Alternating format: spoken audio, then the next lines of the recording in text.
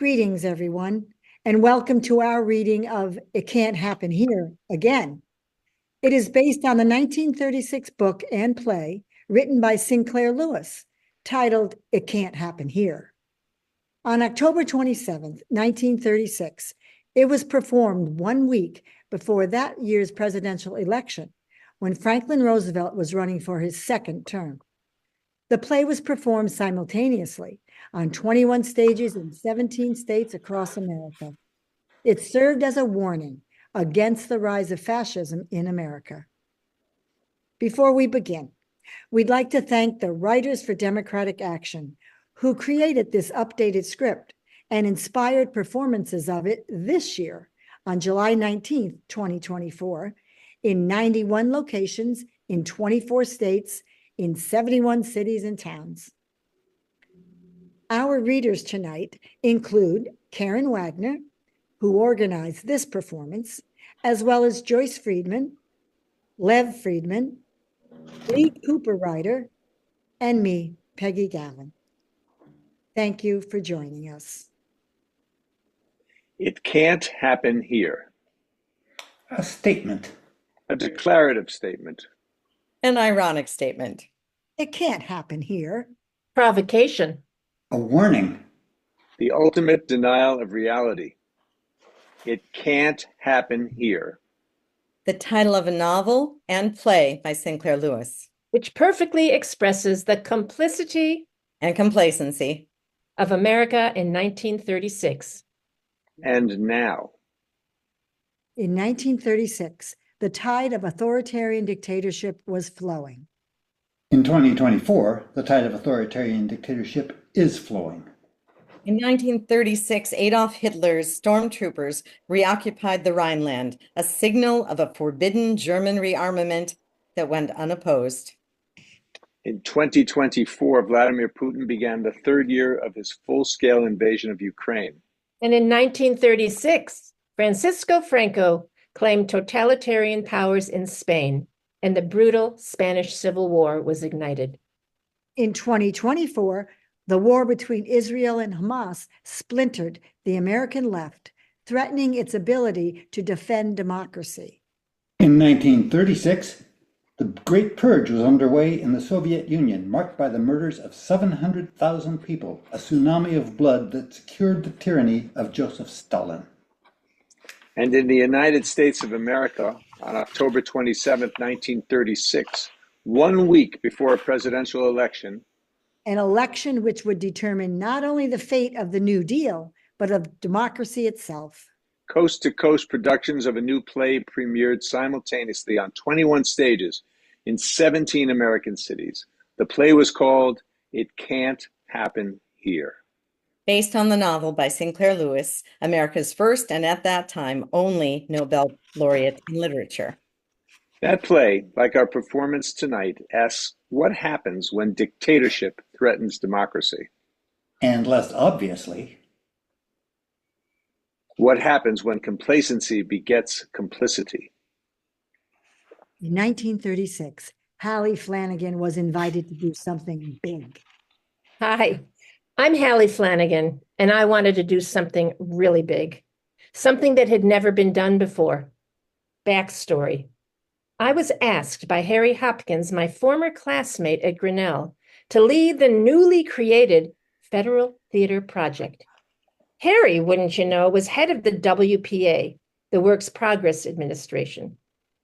Director of America's first and only national theater? Hey, not bad for a girl from Redfield, South Dakota. And she immediately commissioned Sinclair Lewis to write a stage adaptation of his novel. I wanted to do It Can't Happen Here because it is a play about American life today. The play says that when dictators come to threaten democracy, it comes in an apparently harmless guise, with parades and promises, but that when such dictatorship arrives, the promises are not kept, and the parade grounds become encampments. We, as American citizens, should like to do what we can to keep alive the free, inquiring, critical spirit, which is the center and core of our democracy. The play opened on the very same night in Birmingham and Denver, Omaha and Los Angeles, A New York production in Yiddish, a Spanish production in Tampa, a Black production in Seattle, featuring white actors as villains. In an article about the 21 simultaneous productions, the New York Times wrote, thousands of Americans who do not know what a fascist dictatorship would mean now have an opportunity to find out. and today, in 2024, Writers for a Democratic Action invites us to gather for a reading. a reminder and a serious call to action. the play you are now watching Like the one staged across the country on October 27th, 1936. is being performed publicly across America in bookstores and public squares, Theaters and coffee houses, churches and bars. all across the country. We are gathered here to ask, What's happening here? What has happened here? Can it happen here? and What can we do about it? welcome all. We're so grateful for your presence. Thank you for coming. Together, we can make a difference. Together, we can make our voices heard. Welcome all. The protagonist of Lewis's play is a small-town newspaper editor named Doremus Jessup, the Daily Informer, Beulah Valley, Vermont. the populist candidate for president running against Franklin Roosevelt is a character named Berzelius Windrip, Buzz for short. on the campaign trail. Buzz Windrip makes a speech. Folks were wrong when they thought this campaign trip of mine was to educate the people about Buzz. No, it's me that got educated. What grand people I've been meeting everywhere. I have found the true American people divided, kept apart by the politicians who, in their insensate selfishness, befool the very constituents who have placed them on their tinseled thrones. We ought to go forth into the great councils of state, not asking for anything, but telling them, if you honor me with your votes, I shall not be president. No, I mean that. Not be president at all, but the telephone central through whom every man in this great land can get in touch with every other man so that for the first time since 1860, we can be joined in one unified nation that will sweep the world. I will be your voice. And Doremus Jessup, educated, liberal. Complacent. Doremus Jessup, whose belief in reason over emotion naively extends to his fellow citizens, concludes, It's not so much that I trust Windrip as that I trust that. Trust what? You all. Look, God's own free, open American country. Do you know how big Texas is? Big as any 3 European countries put together. This isn't any one-horse European country that a dictator could get hold of. No, sir, it's too big. Dictatorship, it can't happen here. May 10th, 1933, Berlin. In an effort to cleanse Germany of un-German books, 25,000 volumes are burned. burn Freud. Burn Einstein. Burn Kafka. Burn Brecht. Burn Sinclair Lewis. December 5th, 2023, the Fight Book Bans Act is introduced to the United States House of Representatives by Congressman Jamie Raskin.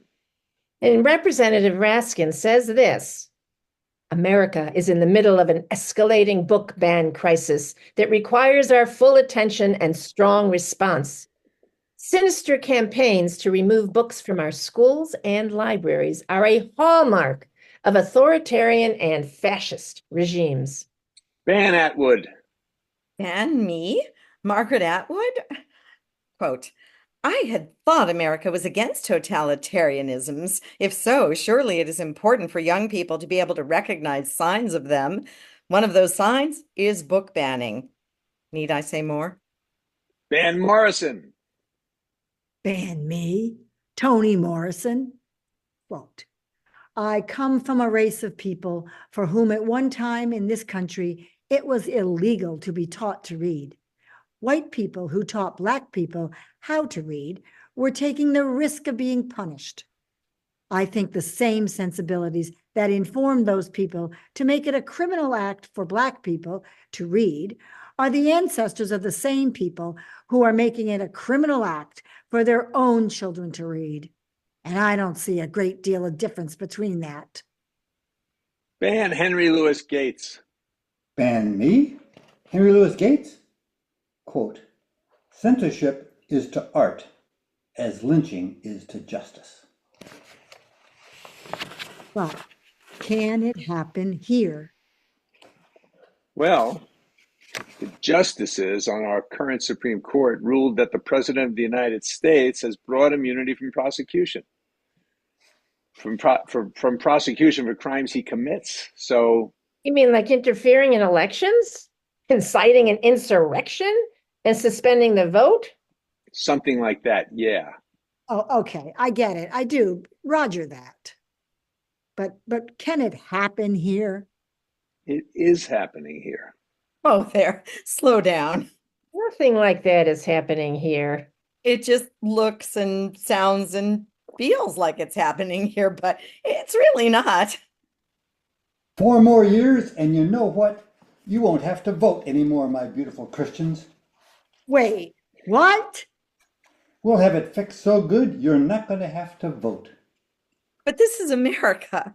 This is America. It can't happen here. Phew, well, whew, that's a relief. Except, but really, why are you all so certain that it can't?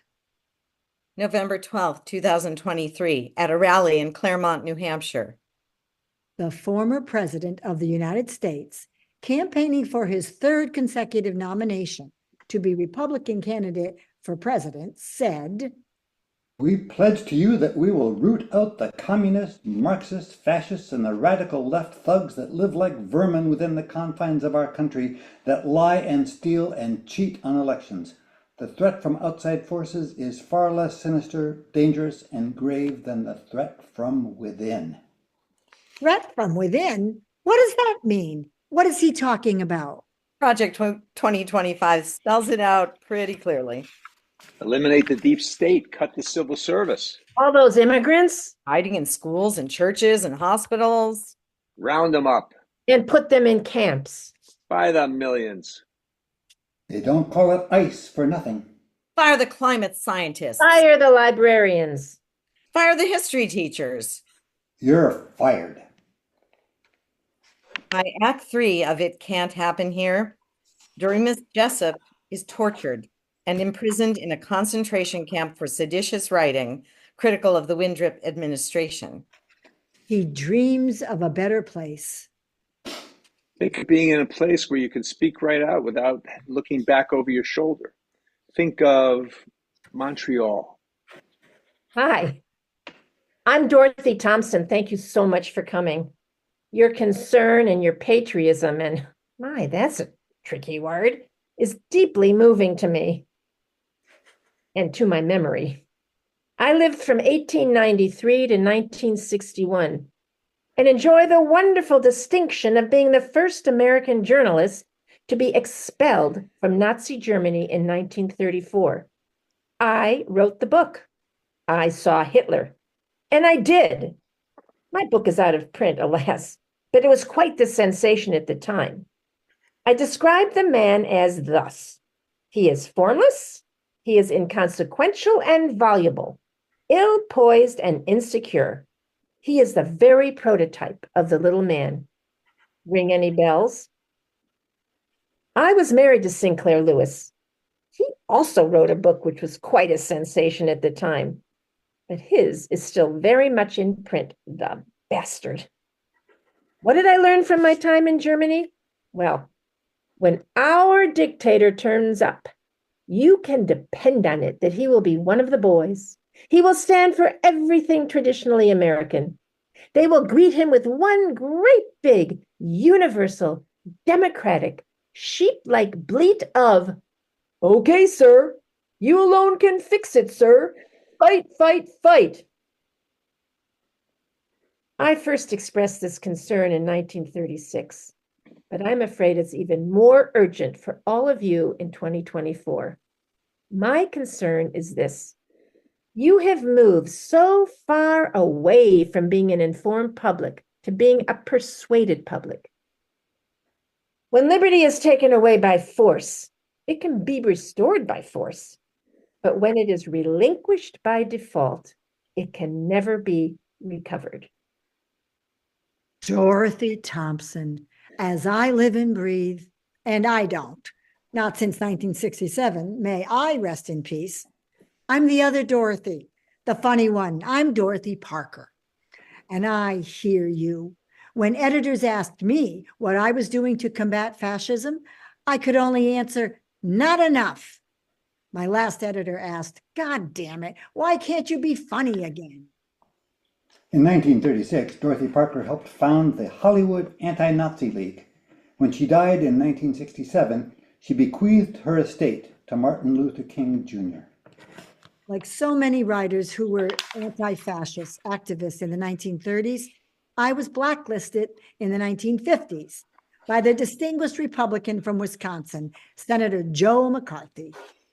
I have here in my hand a list of 205 people that were known to the Secretary of State as being members of the Communist Party. One of the many times it did happen here. Oh, God damn it. Why can't I make that sound funny? Before the internet, And podcasts. And blogs. long before eight-track tapes, And television. And color movies. there was only radio.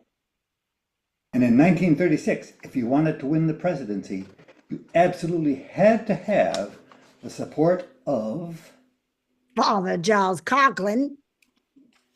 The radio priest, Demagogue and master of the medium. reaching 250,000 Americans, a quarter of all Americans every week. In the play, Lewis calls him Pastor Paul Peter Prang. Today we might call him Fox. Spoiler alert. FDR did not have the support of Father Charles Coughlin. Of course, he did not have my support. Democracy in America is doomed. This is our last election. It is fascism or communism. We are at the crossroads. I take the road to fascism. Father, what? And when we get through with the Jews of America, they'll think the treatment they received in Germany was nothing. Nor did FDR have the support of Pastor Paul Peter Prang, the fictional father in Lewis's play, whose imitation of Coughlin wasn't terribly exaggerated. I am Pastor Peter Paul Prang, and while I have no quarrel with individual Jews, those subversive international organizations which, unfortunately, are so largely Jewish, must be driven with whips and scorpions from off the face of the earth. Today we have Alex Jones. Unfortunately, folks, we got to help the innocents and face the demons that have taken over. We got to face it. Most of your top government people are child rapists, murdering scum. I've told you everything else. You've seen it come true. It's a pedophile army. Oh, and we have a vice presidential nominee. America is being run by a bunch of childless cat ladies who are miserable at their own lives and the choices that they've made. And so they want to make the rest of the country miserable too. Wait, what? What again? Kamala Harris? Childless cat lady. Oh, he means no offense. No, of course not. Let me be clear. I have nothing against cats. Okay, but how about women? How's it going for women? Well, in China, Xi Jinping crushed feminist movements, silencing women who have accused powerful men of sexual assault. And in North Korea, Kim Jong-un spurred women to seek refuge abroad at roughly 3 times the rate of men. And in Afghanistan, the Taliban's victory has erased 20 years of progress on women's access to education and representation in public office and the workforce.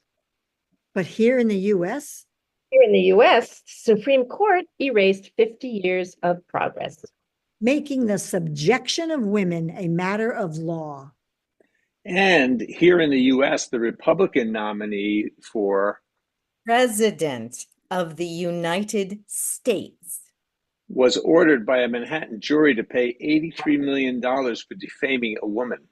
A woman he raped in a department store. So what was the reaction of the Republican nominee for President of the United States as he left the courtroom? This is not America. Actually, it is. This is not America. It is actually, yep, sure is. Nobody above the law? Yeah, that's pretty much how it's supposed to work, actually. Until a few months ago, anyway. This is not America. This is not America. No, it's not. It's not. It's not. Yes, it is. Fearing for his precarious hold on power, in Sinclair Lewis's play, President Buzz Windrip raises an armed militia. An armed militia which is independent of established government agencies. An armed militia which is directly accountable only to President Windrip. An armed militia which imprisons False. And murders American citizens who disagree in any way with President Windrip. An armed militia with the sole function of intimidating dissent. In Sinclair Lewis's fiction, they are called the Minutemen. In America in 2024, we have real armed militias. They are called constitutional sheriffs. 3%ers. Guardians of Liberty. Michigan Wolfpack. Army of God. Aryan Nation. Boogaloo Boys. Oath Keepers. White League. Proud Boys. Patriot Movement. Imperial Clans of America. QAnon. All awaiting instructions from their commander-in-chief. I am your voice. I am your warrior. I am your justice. And for those who have been wronged or betrayed, Actions which may be issued on January 6th I am your retribution. or on any other day. Stand back and stand by. Sinclair Lewis ended his play, It Can't Happen Here, with the admonishment, remember everything. Remember America. But what America exactly are we to remember? In the America I remember, I can check out any book from the library and read all the possibilities. No books are banned or burning in the America I remember. The America I remember, I can seek help when my body and future are in danger. I can marry any person that I love, no matter who that is. The America we remember, we have choice. I remember never having a lockdown drill, never having heard the word school shooting. I can go to school unafraid in the America I remember. I remember speaking freely, even with those whose views opposed mine. I remember the long arc of American justice bending. I remember the long arc of America bending toward justice. I remember when the insights of science informed the basis of governmental policy. When hurricanes, forest fires, or heat waves struck, no one denied them. We rallied to help our brothers and sisters. I remember all of our votes being counted, fair and free elections being fair and free. I remember accepting the certified results of elections, and I remember the peaceful transfer of power. America, I remember. The America I remember opens its golden door and cries, "Give me your tired, your poor, your huddled masses yearning to breathe free." Remember? Remember with us. Remember everything. Remember America. But how? How are we going to do that? Good evening, Mr. and Mrs. America, from border to border and coast to coast and all the ships at sea. This is Walter Winchell. Let's get to press. Remember that Sinclair Lewis' play was seen across the nation 1 week before the 1936 presidential election. The election results are in. President Roosevelt has carried every state in the nation except 2. Remember, America. As Maine goes, so goes Vermont. Remember your sacred duty as a citizen of this nation. Vote. In November 1936, We did. At least those Americans who had the right to vote. The rest had to wait another 30 years. This is Franklin Delano Roosevelt, and it is my privilege to serve as your newly re-elected president. I see a great nation upon a great continent, but here is a challenge to our democracy. I see tens of millions of its citizens denied the necessities of life, 1/3 of a nation ill-housed, ill-clad, ill-nourished. I remember. The test of our progress is not whether we add more to the abundance of those who already have too much. It is whether we provide enough for those who have too little. Oh, yes. We are determined to make every American citizen the subject of this country's interest and concern. I shall do my utmost to speak to their purpose and to do their will, to give light to them that sit in darkness, and to guide our feet onto the way of peace. Remember, America. Remember freedom. Freedom of speech. Freedom of worship. freedom from want. Freedom from fear. Remember America. But what do we do? What do we do? Pay attention. Get involved. Ask a question. Read. Closely. Give respect. Challenge authority. Think. Say their names. Believe women. Stay awake. Act. Open your mind. Get the facts. Show up. Vote. Vote. Vote. What do we do? Vote. Vote. We are the Writers for Democratic Action, and we approve this gathering. Thank you for watching. It must not happen here. Get out the vote. It can't happen here.